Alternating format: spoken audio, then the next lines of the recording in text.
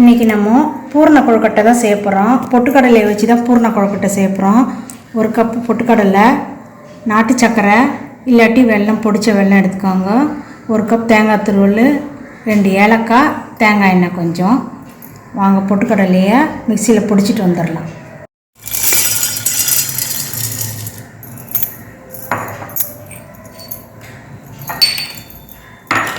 பொடிச்சிட்டு வந்துடுறேன். மிக்ஸாக பொடிச்சிட்டு வந்துட்டேன். நம்ம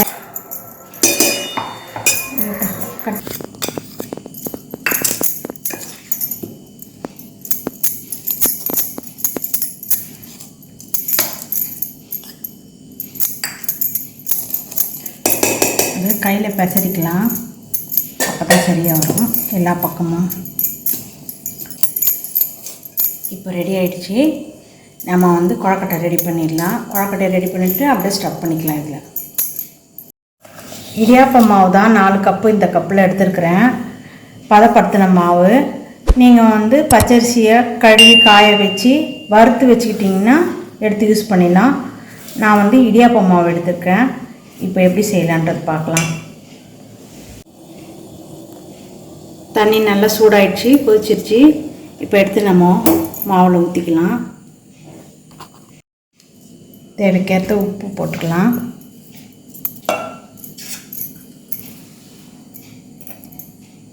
ஒரு ஸ்பூன் தேங்காய் எண்ணெய் ஊற்றுறேன்.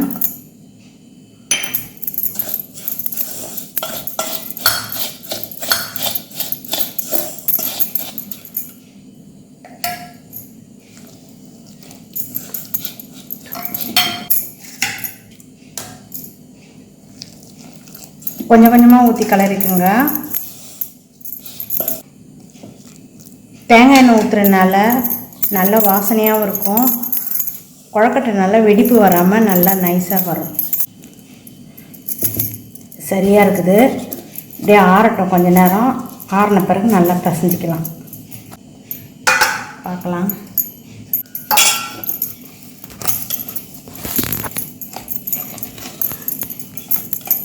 கரெக்டாக இருக்குது. இப்போ நம்ம கொழுக்கட்டை ரெடி பண்ணிடலாம். நம்ம எடுத்து உருட்டி பார்த்தோம்னா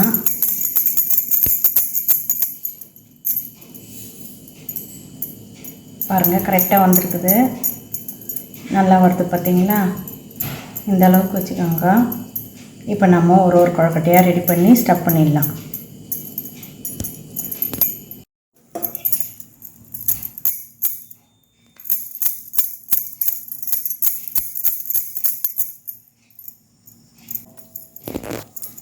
தேங்காய் எண்ணெய் தடவிடுங்க. இல்லாட்டி நல்லெண்ணெய் வேணுங்கிறவங்க நல்லெண்ணெய் யூஸ் பண்ணிக்கோங்க. கடலை எண்ணெய் போடாதீங்க. நல்லெண்ணெய் இல்லாட்டி தேங்காய் எண்ணெய்.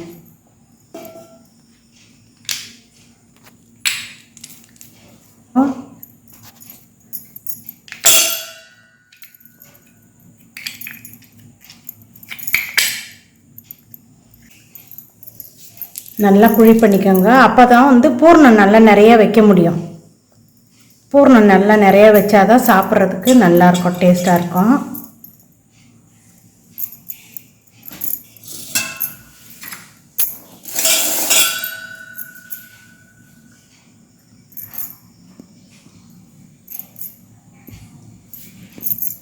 உங்களுக்கு எவ்வளோ தேவையோ அந்த அளவுக்கு பூர்ணத்தை வச்சுக்கோங்க.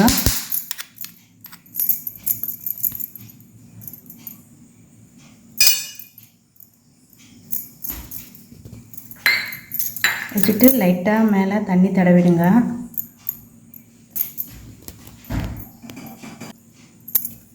இப்போ இந்த இதை கழட்டிடுங்க.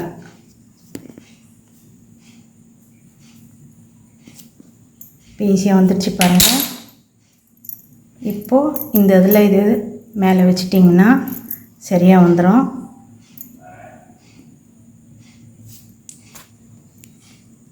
அளவாக மூடிட்டு மிச்சத்தை எடுத்துருங்க. எக்ஸஸாக இருக்கிறத எடுத்துருங்க.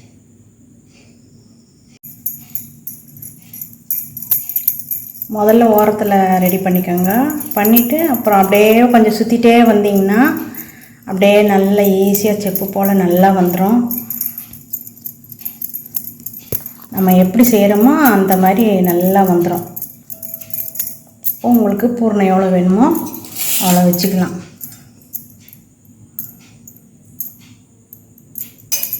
வச்சுட்டு லைட்டாகவும் தண்ணி தொட்டுட்டிங்கன்னா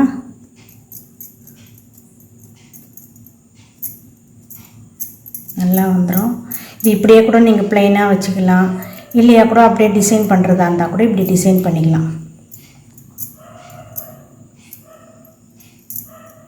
ரெடி. 2 மாடலில் செஞ்சுருக்கேன். உங்களுக்கு எப்படி தேவையோ அந்த மாதிரி செஞ்சு வச்சுக்கோங்க.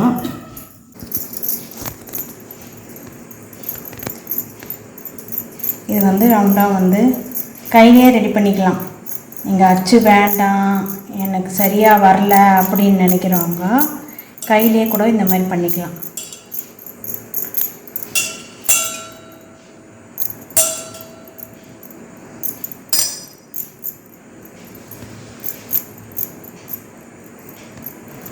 இந்த மாதிரி நீங்கள் செஞ்சுக்கலாம். இப்போ நம்ம ஆவியில் வச்சு எடுத்துடலாம்.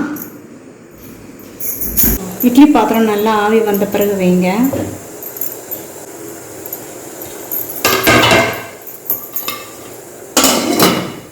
வேகட்டும், ஒரு 3 நிமிஷம் வேகட்டும். வெந்துடுச்சான்னு பார்க்கலாம். நல்லா வெந்துடுச்சு.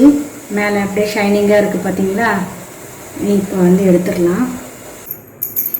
இந்த விநாயகர் சதுர்த்திக்கு பொட்டுக்கடையில் வச்சு கொழக்கட்டை செஞ்சு பாருங்கள். உங்களுடைய கருத்துக்களை சொல்லுங்கள். ஆரோக்கியமான உணவு, ஆனந்தமான வாழ்வு.